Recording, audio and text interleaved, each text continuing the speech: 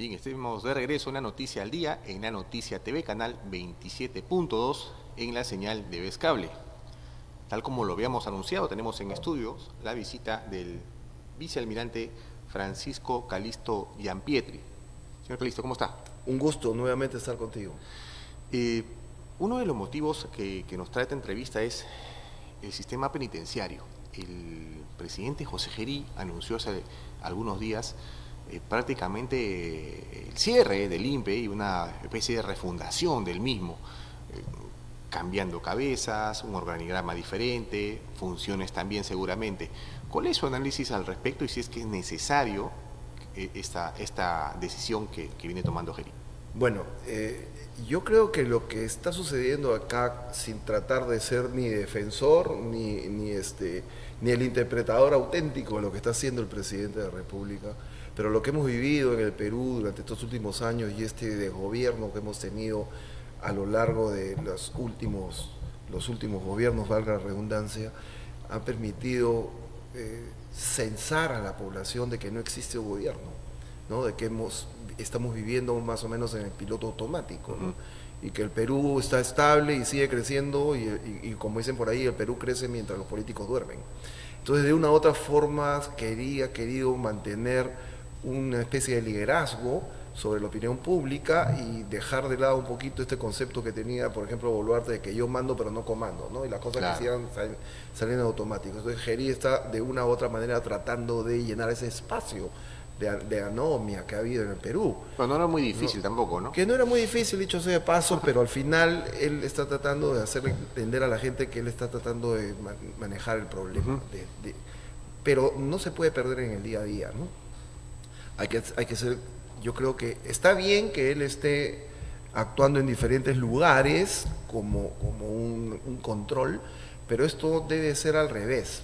Primero uno tiene que establecer qué cosa es lo que quiere hacer, un plan de qué cosa es lo que quiere hacer, con líneas claras de por a dónde va a imprimir las líneas de trabajo para obtener algún resultado y de ahí censar sobre el resultado de la acción planeada y no al revés, de ir al día a día y entrar y ver, en fin, acá están las cámaras.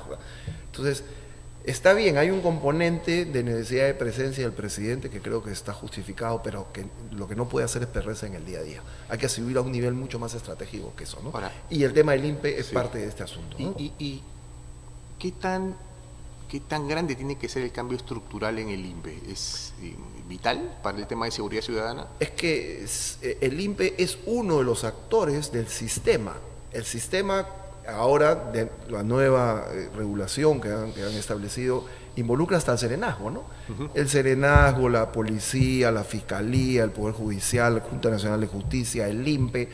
Hay algunos otros actores que también tienen que estar en esta mesa, que son, por ejemplo, la sociedad de banca, para que regule el tema de los depósitos ilegales en las cuentas, cuando es en este tema de la receptación, este tema de la extorsión, las empresas telefónicas, que también los operadores telefónicos. Entonces, todos estos señores se tienen que sentar en una mesa para que el sistema funcione como tal. El sistema y la seguridad ciudadana no va a cambiar si es que no hacemos que el sistema funcione, entre comillas, ¿no? Para la redundancia, sistémicamente. Entonces, aplicar el esfuerzo solamente en un vector no va a solucionar el problema. Tenemos que ir a un tema mayor. Definitivamente que tenemos que comenzar. El INPE es una ficha clave, porque desde el INPE ya está demostrado que, por ejemplo, desde ahí se han manejado muchos procesos de extorsión en el país. Entonces, que hay que actuar sobre el INPE, hay que actuar sobre el INPE. ¿Es el único actor? No. Pero esto no es tampoco un tema exclusivo solamente de este gobierno, ¿no? Este es un tema que viene arrastrado de atrás.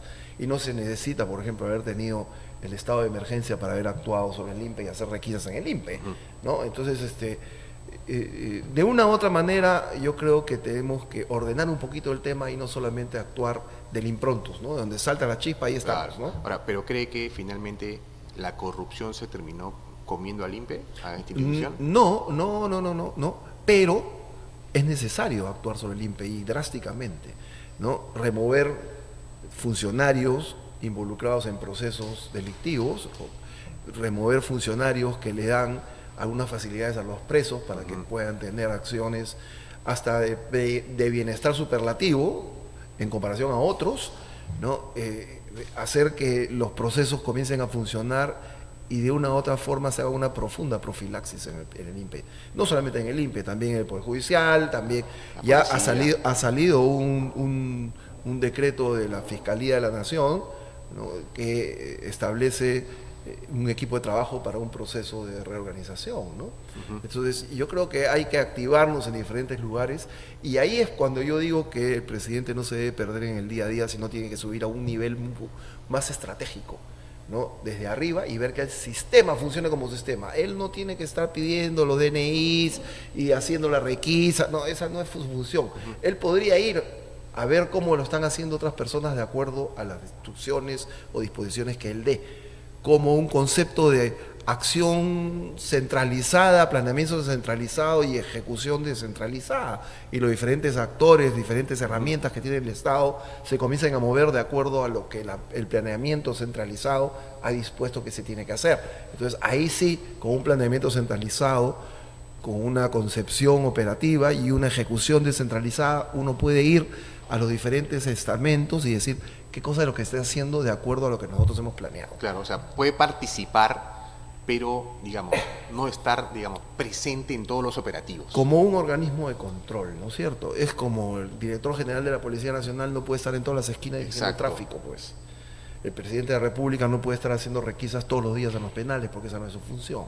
Claro, él puede ir y supervisar que se estén haciendo las cosas bien, pero que obedezca a un plan, ¿no? Hoy día una requisa aquí, mañana una cosa allá, pasado mañana otro tema, pero aplicado sobre todo el sistema, no solamente sobre un actor, ¿no? Claro, pero la necesidad de ver al presidente trabajando es algo que el Perú ha tenido desde hace mucho tiempo, pero no nos podemos perder una vez más en el día a día. Claro, uno de los temas también que ha llamado la atención en esta última semana es el caso de Betsy Chávez, quien se ha asilado en la Embajada de México.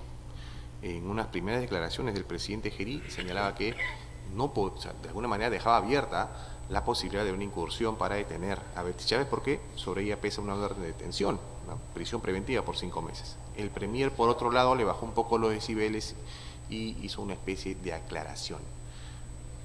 ¿Con qué postura usted está de acuerdo? ¿De ingresar o simplemente esperar y respetar el tema diplomático? A ver, acá yo creo que hay que contextualizar el tema, ¿no? Y no irnos simplemente a la causa y se acabó el asunto, ¿no? O al efecto, ¿no? Tenemos que irnos a la causa. Tenemos que enmarcarnos en que, primero, Perú ya rompió relaciones diplomáticas con el país asilante, que es México. El Tratado del 54 de Caracas establece el procedimiento para poder dar un asilo político tanto en embajadas como en naves, aeronaves, etcétera. Y dice claramente que no es sujeto de asilo político una persona que está siendo sometida a un proceso de investigación y más aún a un proceso legal, ¿no?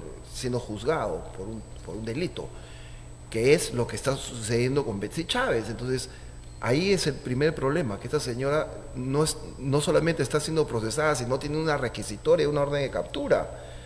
Entonces, por otro lado, no tenemos relaciones diplomáticas con ese país. Ya no. Ya hasta a nivel consular han sido canceladas. Entonces, para mí, Pancho Calistos es una casa que pertenece a México, pero ya no es una embajada. No es una sede diplomática. No es una sede diplomática porque no hay relaciones diplomáticas con ese país. Segundo precepto. Tercero, que hay una orden de captura al respecto. Y cuarto, que estamos en estado de emergencia.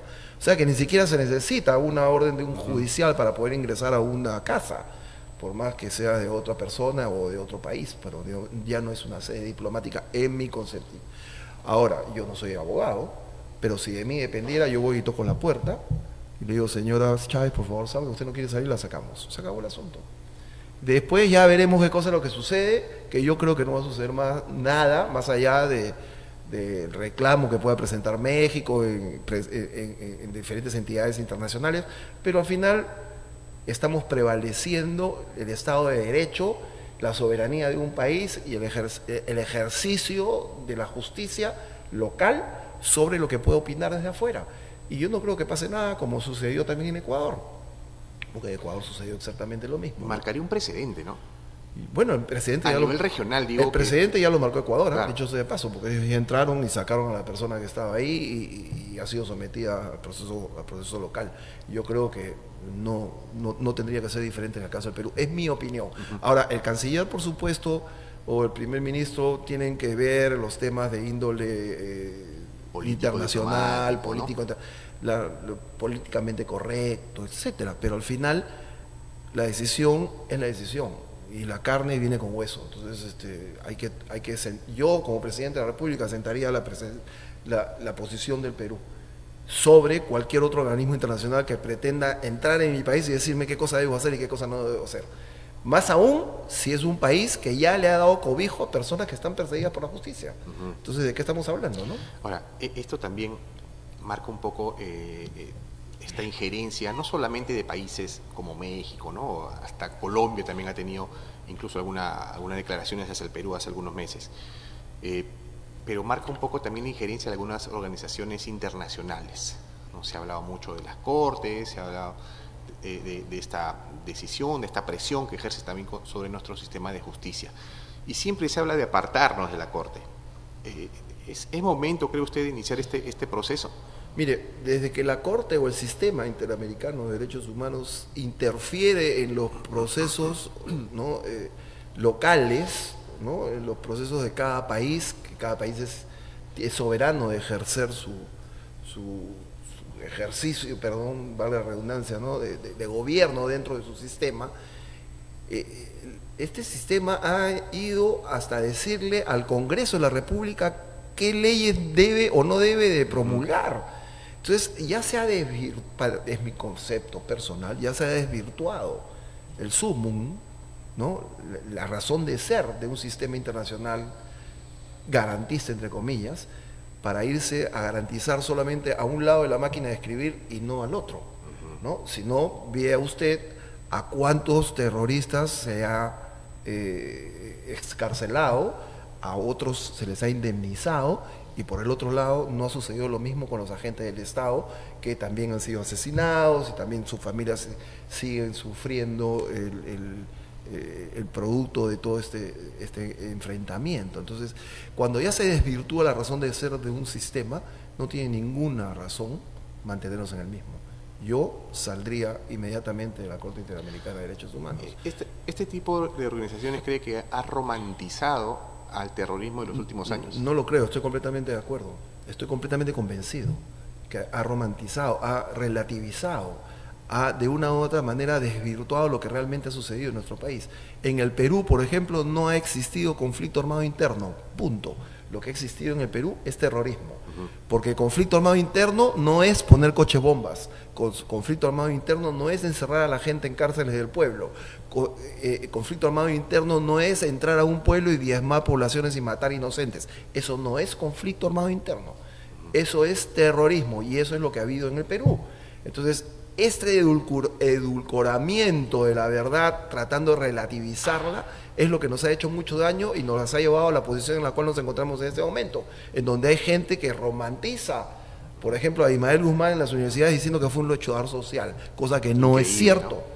Cosa que no es cierto. Por eso es que tenemos que seguir nosotros luchando para dar la batalla en este ambiente, sobre todo académico, ¿no? ¿Y qué tan difícil es esta batalla, digamos? ¿Cree que un sector bajó la guardia respecto a esto también? Bueno, yo creo que nosotros del sector militar hicimos nuestro trabajo y cumplimos con lo que deberíamos cumplir en ese momento y ganamos militarmente la guerra contra el terrorismo en el Perú, pero lamentablemente no fuimos acompañados por el sector político, por el resto del Estado, y es por eso que estamos en donde estamos en este momento, ¿no? Es muy difícil, ¿por qué? Porque se ha apelado a esta cultura gramsciana de Gramsci, que sostenía muy bien el ambiente de Gianpietri y que muchas personas decían que era una exageración. Gramsci fue un fundador del movimiento socialista italiano y que decía que había que subvertir a la sociedad imponiendo sobre ellos unos nuevos conceptos, utilizando ya no las armas, sino las armas que dan los diferentes temas, vectores sociales, como por ejemplo la cultura, el arte, la educación, y desde ahí ganar las mentes de la sociedad y voltear y ganar esta batalla cultural. Entonces, ahora estamos en la lucha del campo de las ideas, y mucha gente cree que porque no existe en este momento coche bombas, ya no existe un esfuerzo del terrorismo de volver a tomar otra vez los estados a la fuerza. Si no, fíjese lo que dijo el último señor que acaba de ser encarcelado hace poco, que era un congresista de la República que decía, salvo el poder, el resto es ilusión, ¿no es cierto? Claro. Ahí está. Eso para muestra un botón Hemos ¿no? tenido al terrorismo metido en Palacio de Gobierno y en el Congreso de la República. Y ahorita todavía existen algunos actores. Hablando del Congreso y de política, ¿usted tiene aspiraciones políticas para estos comicios? Mira, yo estoy haciendo política desde hace mucho tiempo, ¿no? De hace mucho tiempo, pero no pertenezco a ningún partido político, ¿no? Pero eso no me exime de poder participar en las próximas elecciones. Tengo que ser invitado por un partido político, pero el proceso de las invitaciones de los partidos políticos todavía se va a ver después de la fecha de las elecciones internas de los partidos, que dicho sea de paso son 30 para los partidos que van por un delegado y un voto, o perdón, un militante un voto, o el día 7 que se va a ver a través de delegados. Después del 7 de diciembre los partidos políticos decidirán quiénes son los que van invitados a sus partidos y veremos qué cosa es lo que sucede, ¿no? Pero invitaciones tiene. Sí. Entiendo, para postular al Parlamento. Bueno, eso es algo que al final, bueno, el Parlamento ahora se va a dividir en dos cámaras, ¿no es cierto? Sí. O en diputados o en senadores. Eso es algo que al final el partido político que a uno lo invita es el que toma la decisión, ¿no? ¿Pero a usted qué le gustaría? ¿Ir al Parlamento? A mí me gustaría trabajar por el Perú en el sitio en donde me pongan y no mantenerme simplemente en este ambiente, en el ambiente de emitir opiniones. Y yo creo que hay que saltar ya a la acción. Claro. Ya sea en el Ejecutivo, ya sea en el Legislativo, pero a mí me gustaría terminar mis últimos días de vida útil de mi país haciendo algo más que solamente haberlo pacificado, sino continuar en este esfuerzo de dejarle un país en proceso de construcción a los hijos que todavía me siguen, ¿no? Ahora, ¿cree usted que en el Congreso causa cierto celo ver sentado en una curul a un ex miembro de las Fuerzas Armadas? Hay varios ahora en este Parlamento. ¿Cree que los miran por sobre el hombro algunos? Yo no sé por qué nos tendrían que mirar por sobre el hombro, porque el personal o los oficiales o la gente de la Fuerza Armada, si algo tienen experiencia, es haber caminado al Perú y haber podido censar la verdadera problemática que vive el pueblo en los diferentes estadios, ¿no? Yo he tenido la oportunidad, disculpa que personalice este tema, de haber estado en el proceso de pacificación de nuestro país y haber visto el sufrimiento del pueblo desde un lado y desde el otro. Entonces, revertir esa experiencia en el Congreso, yo creo que lo único que hace es enriquecerlo. Ahora, si a otras personas no les gusta, bueno, eso es tema de ellos, ¿no? Pero yo creo que es algo que no se debe desperdiciar. Esa expertise no se debe desperdiciar. Claro, ahora, esa expertise, ¿a qué zonas del país lo llevó, digamos, en este enfrentamiento que usted menciona? Bueno, en el proceso de pacificación he tenido la oportunidad de estar en Ayacucho, he tenido la oportunidad de estar en Ucayali, por ejemplo, en Ucayali, en la cuarta zona naval que se constituyó en la Fuerza de Tarea 100, tuvimos un fuerte trabajo en el proceso de pacificación desde los años 90 en adelante, y en el proceso de liberación de Puerto Inca, Bonjumbo, Nueva Requena, Contamana, Inahuaya, Pampa Hermosa. Me puedo quedar acá media mañana diciéndote las cosas, pero por ahí, por todos esos sitios he caminado, y mi última incursión operativa o trabajo operativo en la Fuerza Armada, ya del grado de vicealmirante, que es el grado más alto de lo que se pueda, el que se puede llegar en la Fuerza Armada, tuve la oportunidad de comandar operaciones en el BRAEM. Entonces ahí he tenido la oportunidad de trabajar en el proceso de pacificación, en la lucha en el BRAE, en una zona muy complicada dentro del país. Hace algunas semanas, y ha causado mucho revuelo, se estrenó una película aquí en el país sobre este operativo Chavín de Huántar, ¿no? Sí. Y que de alguna manera, sobre todo a los jóvenes, que muy poco conocen de esto porque no se enseña esto en los colegios, han conocido esta parte de la historia de esta exitosa operación, de este zarpazo que dio el MRTA en una embajada. ¿Usted cree que se le hace, digamos, este tipo de de films, de producciones, son necesarios ya que en los colegios no se enseña esto? Bueno, yo creo que parte de la culpa de lo que vivimos en ese momento en el Perú lo tenemos las personas que no hemos sabido transmitir a nuestras generaciones con el afán de cuidarlos y que no vivan lo mismo que hemos vivido nosotros. No le hemos podido transferir la información adecuadamente y merced a esto se han generado estos romanticismos, claro, ¿no es cierto? Peligrosísimo. Entonces, esta película que ha sido muy criticada desde un lado y desde el otro, yo lo vería más desde el lado del vaso lleno que del lado del vaso vacío.